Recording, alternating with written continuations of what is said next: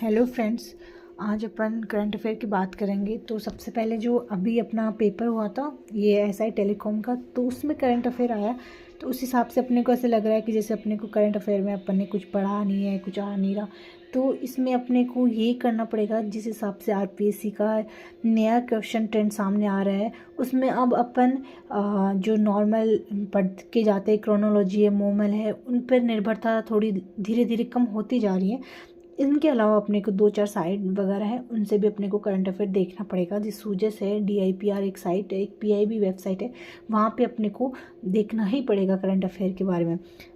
पहले ऐसे होता था कि करंट अफेयर को अपन ऊपरी तौर पे पढ़ के चले जाते तो भी क्वेश्चन हो जाएगा, लेकिन अब जिस हिसाब से आरपीएससी की क्वेश्चंस आ रहे हैं उस हिसाब से अब अपने को करंट अफेयर में ऊपरी ज्ञान के बजाय उस टॉपिक से जुड़े हुए सभी महत्वपूर्ण बिंदुओं पर ध्यान देना जरूरी हो गया है।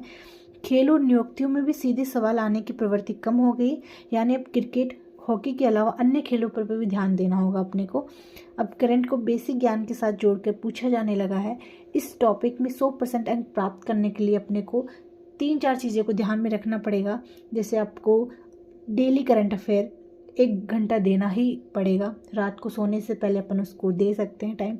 उस टाइम पे अपन मोस्टली ऐसे होता है फ़ोन वगैरह चला लिया, कुछ यूट्यूब पे देख लिया। इससे अच्छा अपन 1 घंटा डेली सोने से पहले करंट को दे दिए। DIPR, राजस्थान सूजस और PIB वेबसाइट को ज़रूर देखें। न्यूज़पेपर रीड करने की आदत डाल ले कि वो एक होता है ना कि मंथली करंट अफेयर की जो मैगजीन है उसको लेके बैठ के वो, अब वो वाली चीज़ नहीं है। जिस हिसाब से आरपीएससी इतनी डेप्थ में जाके करंट अफेयर पूछ रही है तो उसके लिए अपने को डेली पढ़ना ही पड़ेगा। और किसी भी टॉपिक पर ऊपरी ज्ञान अर्जित करने के बजाय उसमें 360 डिग्री विश्लेषण जरूर करें, यही कहूँगी मैं। और आज अपन जो करंट अफेयर में बात करते हैं तो उसका ये है कि फर्स्ट है इसमें मनोहर पर्रिकर युवा वैज्ञानिक पुरस्कार 2025 भारतीय विज्ञान संस्था बेंगलुरु के मटेरियल्स इंजीनियरिंग के associate professor doctor Sai Gautam Gopal Krishna को दिया गया है। तो इसमें आज का जो अपना फर्स्ट टॉपिक है इसमें है मनोहर पर्रिकर युवा वैज्ञानिक पुरस्कार 2025। ये भारतीय विज्ञान संस्था बेंगलुरु के मटेरियल इंजीनियरिंग के एसोसिएट प्रोफेसर है डॉक्टर साई गौतम गोपाल कृष्ण, इनको दिया गया है। और उन्हें कंप्यूटेशनल मटेरियल साइंस और जटिल मिश्र धातु की उन्नत मॉडलिंग में उत्कृष्टता कार्य करने के लिए सम्मानित किया गया है। इसमें जो राशि है वो 5 लाख रुपए की नगद राशि है और एक प्रशस्ति पत्र दिया जाएगा। और इसमें जो चयन समिति थी उसके जो हेड है वो परमाणु वैज्ञानिक डॉक्टर अनिल काकोडकर। तो वापस से देखते हैं कि जो मनोहर पर्रिकर युवा वैज्ञानिक पुरस्कार हैं वो भारतीय विज्ञान संस्था बेंगलुरु के मटेरियल्स इंजीनियरिंग के एसोसिएट प्रोफेसर है डॉक्टर साई गौतम गोपाल कृष्ण, उनको दिया गया। इसमें जो राशि है वो 5 लाख रुपए की नगद राशि और एक प्रशस्ति पत्र दिया जाएगा। और इसमें जो चयन समिति है उसके हेड है परमाणु वैज्ञानिक डॉक्टर अनिल काकोडकर। नेक्स्ट है मित्र शक्ति, ये सैन्य अभ्यास है जिसका 11वां संस्करण था और ये सैन्य अभ्यास भारत और श्रीलंका के मध्य किया जाएगा। ये भी ध्यान रखना, ये 11वां संस्करण था। मित्र शक्ति 2025 11वां संस्करण था, भारत और श्रीलंका के मध्य आयोजन किया गया। 10 से 23 नवंबर 2025 के बीच में इसका आयोजन होगा। आयोजन विदेशी प्रशिक्षण केंद्र बेलगावी कर्नाटक में है, वहाँ किया जाएगा। और भारत की तरफ से इसमें राजपूत रेजिमेंट भाग लेगी और श्रीलंका की तरफ से गजबा रेजिमेंट भाग लेगी। तो जो मित्र शक्ति अभ्यास है वो 11वां संस्करण है, भारत और श्रीलंका के मध्य इसका आयोजन 10 से 23 नवंबर 2025 के मध्य होगा। और इसका आयोजन विदेशी प्रशिक्षण केंद्र बेलगावी कर्नाटक में आयोजन किया जाएगा। भारत की तरफ से राजपूत रेजिमेंट ने भाग लिया और श्रीलंका की तरफ से गजबा रेजिमेंट। नेक्स्ट है राजस्थान के पैरा बैडमिंटन खिलाड़ी है कृष्णा नागर ने Japan para badminton international champions में 2 गोल्ड पदक जीते हैं। तो राजस्थान की पैरा बैडमिंटन खिलाड़ी कृष्णा नागर ने Japan para badminton international championship में 2 गोल्ड पदक जीते। और जो दोनों जो गोल्ड पदक है उनकी कैटेगरी है SH6 कैटेगरी, उसमें उन्होंने पदक हासिल किया है। और कृष्णा ने पुरुष एकल में भी श्री शिवन के साथ गोल्ड पदक जीता है। पुरुष एकल में श्री शिवन के साथ गोल्ड पदक जीता है।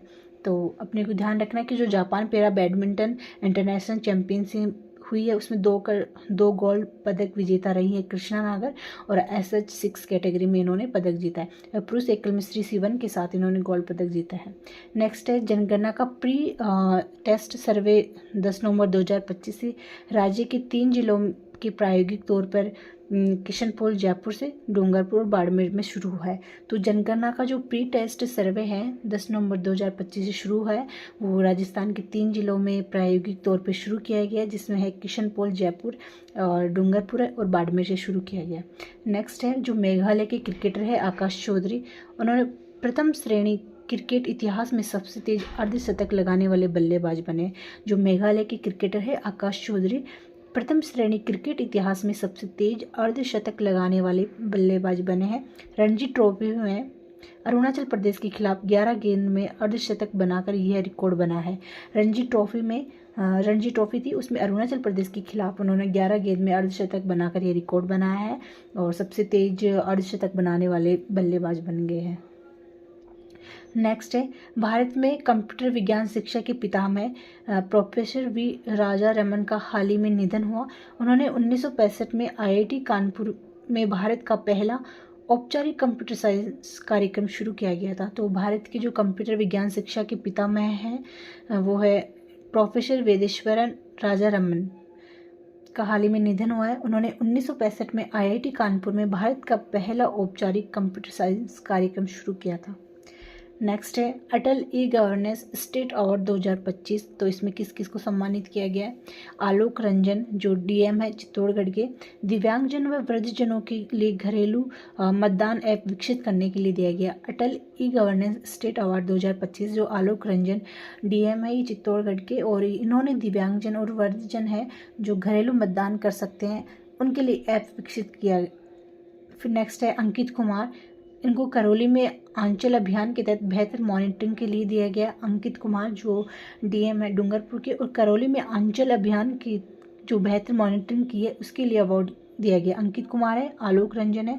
नेक्स्ट है कृष्णकांत पाठक, ये शासन सचिव कार्मिक विभाग में ई पंजीयन व इंटीग्रेटेड टैक्स मैनेजमेंट सिस्टम के लिए सिस्टम को विकास हेतु इनको दिया गया। फिर है शरद कविराज, ये आईजीपी साइबर है, साइबर व सुरक्षा में योगदान के लिए दिया गया है।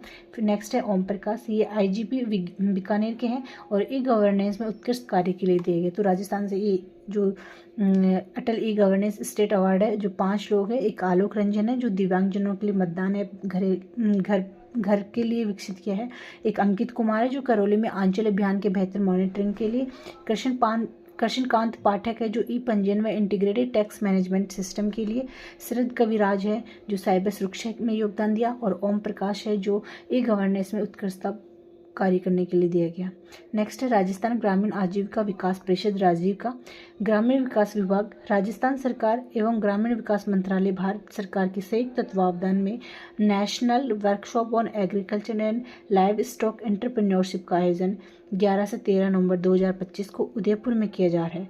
जो राजीविका है ग्रामीण विकास विभाग और राजस्थान सरकार, उसके साथ ही ग्रामीण विकास मंत्रालय भारत सरकार, इन दोनों के संयुक्त तत्वावधान से national workshop on agriculture and live stock entrepreneurship का आयोजन किया जा रहा है। 11 से 13 नवंबर उदयपुर शहर में किया जाएगा।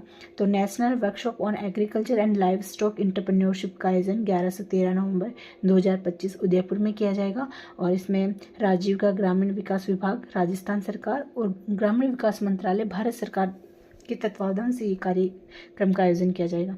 नेक्स्ट है national institute of ocean technology द्वारा भारत का पहला deep sea mission deep sea marine microbial repository गहरी समुद्र में समुद्री सूक्ष्म जीवों का राष्ट्रीय संग्रहालय नेल्लोर तमिलनाडु में स्थापित किया गया है।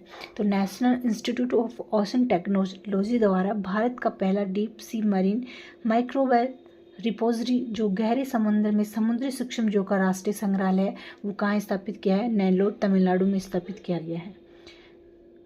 नेक्स्ट है राष्ट्रपति द्रौपदी मुर्मू की अंगोला और बोत्सवाना की राजकीय यात्रा हुई है। ये 8 और 9 नवंबर 2025 को राष्ट्रपति जो मुर्मू अंगोला की यात्रा करने वाली पहली राष्ट्रपति बनी है। तो राष्ट्रपति द्रौपदी मुर्मू की अंगोला और बोत्सवाना की राजकीय यात्रा हुई है 8 से 9 नवंबर 2025, और ये अंगोला जाने वाली पहली राष्ट्रपति बनी है।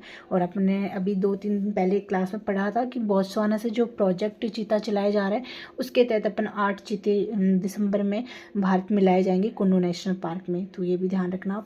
और जो भी अपन अब करंट अफेयर पढ़ाएंगे वो जो ऑथेंटिक साइट है उसी से पढ़ाया जाएगा। आप एक बार 10 मिनट की क्लासें भी आप देखोगे, फिर लास्ट में एक कोई मैगज़ीन पढ़ोगे तो आपको बहुत बेनिफिट मिलने वाला है। अगर आपको क्लास अच्छी लगे तो प्लीज़ लाइक, शेयर और सब्सक्राइब ज़रूर करें।